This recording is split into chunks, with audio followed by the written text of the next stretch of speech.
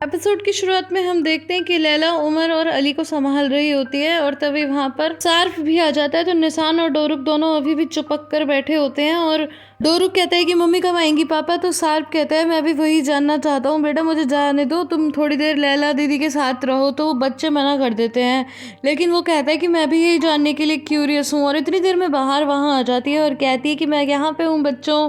फिर कहती है कि बच्चों तुमने अपने कपड़े क्यों बदल लिए, क्या कुछ हुआ है? तो बच्चे एकदम से लैला की तरफ देखने लगते हैं और तभी बाहर का ध्यान लैला की तरफ जाता है। फिर वो सार्प को सीरियस होकर देखने लगती है और तभी वहाँ पर पेरिल आ जाती है और वो कहती है कि हेलो। तो फिर बच्चों को यूं घबराता हुआ देखकर बाहर भी उसके साथ मुस्कुराकर बोलती है और उससे हाथ भी मिलाती है। फिर कहती है कि बच्चों तुमने अपनी आंटी को थैंक यू बोला, उन्होंने तुम्हें कपड़े और खिलौने दिए। मैं तो अली और उमर से मिली नहीं। और फिर उन्हें भी खिलाने लगती है और कहती है कि इनमें से अली कौन है, उमर कौन है। तो सार्प उसे बता देता है। फिर वो एकदम से बोलती है कि बाहर मेरा कुछ सामान गिर गया है तो मैं उसे लेकर आती हूँ, और बाहर चली जाती है और एकदम से फूट फूट कर रोने लगती है। उसके पीछे पीछे सार्प भी वहाँ आ जाता है और कहता है कि बाहर मुझे माफ़ कर दो, मुझे नहीं पता था कि ये लोग यहाँ पर आ जाएंगे। लेकिन बाहर कहती है कि ठीक है मैं समझ गई, तुम्हें मुझसे नहीं अपनी पत्नी पेरिल से माफ़ी मांगनी चाहिए। अगर तुम्हें इस वक्त कहीं जाना चाहिए तो उसी के पास जाना चाहिए, तो मेरे पास क्यों आए हो? लेकिन वो बार बार उसे सॉरी कहता रहता है, उसे पकड़ता रहता है। तो वो एकदम से गुस्से में आकर उसे थप्पड़ मार देती है और कहती है कि डोंट टच मी। इसके बाद सार्प उसे अपने गले से लगाकर शांत करता है और ये सब पेरिल भी देख रही होती है विंडो से। और जब वो दोनों अंदर आते हैं तो पेरिल कहती है कि तुम जो कुछ भी बाहर ढूंढने गई थी, क्या वो तुम्हें मिल गया? क्या ढूंढ रही थी तुम बाहर?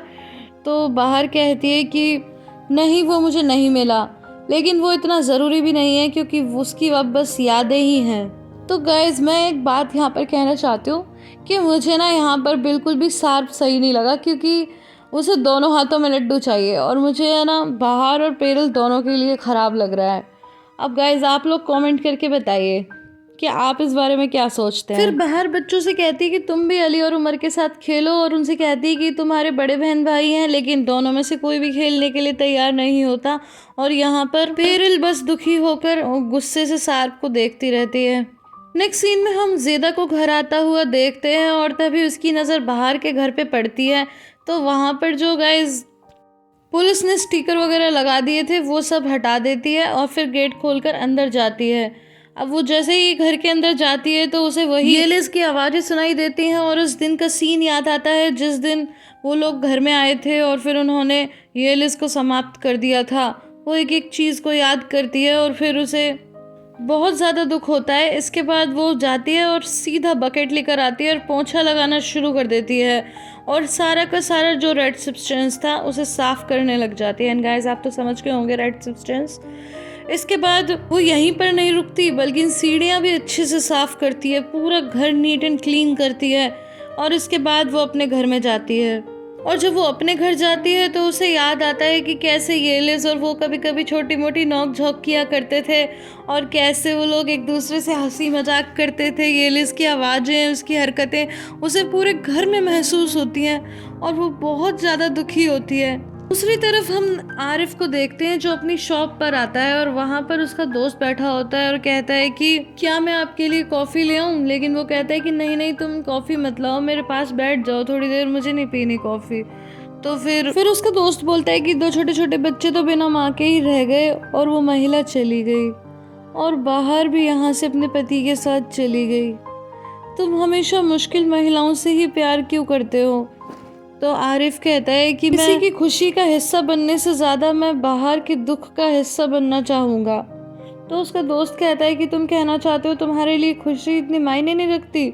लेकिन आरिफ कहता है कि नहीं, मैंने ऐसा नहीं कहा। वास्तव में जब तुम प्यार करते हो ना तो तुम्हारे लिए हमेशा खुश रहना ज़रूरी नहीं होता।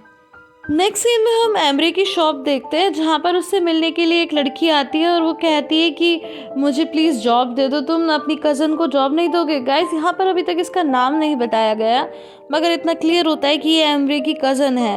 तो वो कहता है कि ये तो तुम भूल ही जाओ और तुम्हारी जॉब का क्या हुआ? तो वो कहती है कि मुझे वहाँ से निकाल दिया।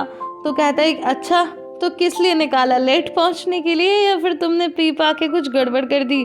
तो कहती है दोनों ही। कहती है कि अच्छा तो मुझे अपने साथ ही रहने दो कुछ दिन। तो कहता है वो भी तुम भूल जाओ। फिर कहता है कि एक्चुअली मैंने तो एक लड़की को रख लिया है, बाहर नाम है उसका। तो वो बोलती है कि कहाँ है वो, मुझे तो कहीं दिखाई नहीं दे रही। तो कहता है कि हाँ अभी आज वो आई नहीं है। तो कहती है अभी अभी उसने ज्वाइन किया है और अभी वो आई भी नहीं है। तो बोलता है कि एक्चुअली मैंने जाकर पता किया था, तो वहाँ पर कोई समाप्त हो गया इसलिए वो नहीं आई। तो फिर ये बोलती है कि अच्छा तुम कब से जाकर पता करने लग गए। तो कहता है कि एक्चुअली उसे वो बीमारी थी ना, इस वजह से, हालांकि वो अब उससे ठीक हो गई है, पर तो वो कहती है कि मैं समझ सकती हूँ। तो गाइज यहाँ पर जो बाहर को प्रॉब्लम थी उससे कुछ ना कुछ तो एमरे को लेना देना है। साथ ही एमरे ये भी बोलता है कि उसके 2 छोटे छोटे बच्चे भी हैं और जॉब पाकर वो बहुत खुश थी, मुझे बार बार धन्यवाद कह रही थी, तो इसीलिए मुझे ज़्यादा क्यूरियोसिटी हुई। अब नेक्स्ट सीन में हम देखते हैं कि ज़ेदा अपने घर के अंदर जाती है तो उसे सामने येलिस खड़ी दिखती है और वो कहती है कि अरे तुमने सारा खाना खा लिया, एक भी ब्रेड नहीं छोड़ी, अपने दोस्त के लिए एक ब्रेड तो तुम्हें छोड़नी चाहिए थी ना। तो एक्चुअली गाइस उसे यहाँ पर हेलुसिनेशन होने लगते हैं और तभी उसे रियलाइज होता है कि येलिस तो वहाँ पर है नहीं। फिर इसके बाद उसे याद आता है कि कैसे पिछली रात जब वो आई थी तो ज़ेदा उसे आवाज़ दे रही थी सूप पीने के लिए, लेकिन जब वो जाकर चेक करती है तो येलिस सो चुकी थी। उसके बाद ज़ेदा वो सारे बैग्स खोल के देखती है तो गाइस उसके अंदर फ्रॉक होती है, क्योंकि आपको याद होगा कि येलिस ने वादा किया था निसान से कि वो फ्रॉक लेकर आएगी। वही फ्रॉक देखकर ज़ेदा की हालत ख़राब हो जाती है और वो सीधा घर से बाहर आरिफ की शॉप पर आके बैठ जाती है। उसे वहाँ आता हुआ देखकर आरिफ भी आ जाता है और कहता है कि क्या हुआ। तो वो कहती है कि मुझे नहीं जाना घर में, मुझे बिल्कुल ठीक नहीं लग रहा, मैं समझ ही नहीं पा रही हूँ कि क्या सपना है और क्या सच्चाई। तो इसके बाद आरिफ कहते हैं ठीक है तुम यहाँ बैठी रहो, मैं भी बैठ जाता हूँ, अभी तो मेरे पास कुछ काम नहीं है। फिर इसके बाद वो बताता है कि बाहर ठीक है, किसी ने फ़ोन करके बताया था।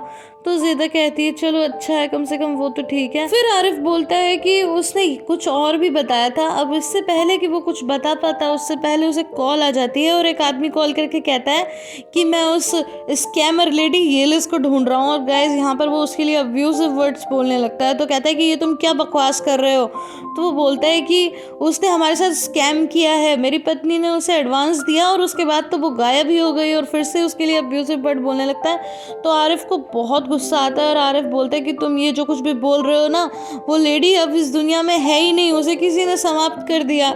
ये कहकर फोन कट कर देता है। तो इसके बाद ज़ेदा पूछती है कि किसका फोन था, क्या हुआ। तो वो बताता है। तो कहती है कि क्या वो ये सब वर्ड येलिस के लिए बोल रहा था। तो मुझे अभी बताओ उसकी शॉप कहाँ है, मैं उसे जाके बताऊंगी। लेकिन वो कहता है कि तुम शांत हो जाओ, अगर उसे पता होता तो वो ऐसा थोड़ी बोलता, मैं भी थोड़ा ज़्यादा बोल गया। तो कहती है कि क्या मतलब, तुम मुझे शॉप बताओ। लेकिन वो नहीं बताता, कहता है कि पहले इतनी प्रॉब्लम है, अब तुम जाके कोई नई प्रॉब्लम खड़ी कर दोगी। तो कहती है ठीक है मत बताओ, तुम्हें क्या लगता है तुम मुझे नहीं बताओगे तो मैं ढूंढ नहीं पाऊंगी शॉप।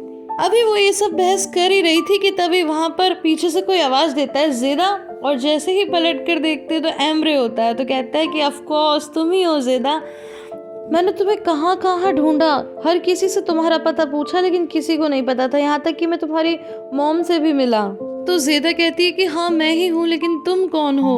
तो कहता है क्या बात कर रही हो कि तुमने मुझे पहचाना नहीं, और गले से लगा लेता है। कहता है ऐसी बात मत करो। तो कहती है कि हाँ ऐसा कुछ कुछ कोई लड़का था तो ऐसा ही। तो कहता है कि क्या बात कर रही हो, तुमने मुझे याद नहीं किया है। वो कहती है कि देखो मुझे एक फ्यूनरल में जाना है और अभी मेरा दिमाग ठीक से काम नहीं कर रहा है, क्योंकि एक लेडी यहाँ नहीं रही, तो अब वो मेरी दोस्त थी, तो इसलिए मैं ठीक से समझ नहीं पा रही हूँ कुछ भी, तो मैं जा रही हूँ, बाद में बात करूँगी, आई एम सॉरी। और ये कहकर वो अपने घर की तरफ जाने लगती है और एक बार पलट कर देखती है, फिर ऊपर चली जाती है। इसके बाद आरिफ बोलता है कि एक्चुअली यहाँ पर उसकी फ्रेंड अब को किसी ने समाप्त कर दिया, तो इसीलिए वो थोड़ा सा आउट ऑफ माइंड हो गई है।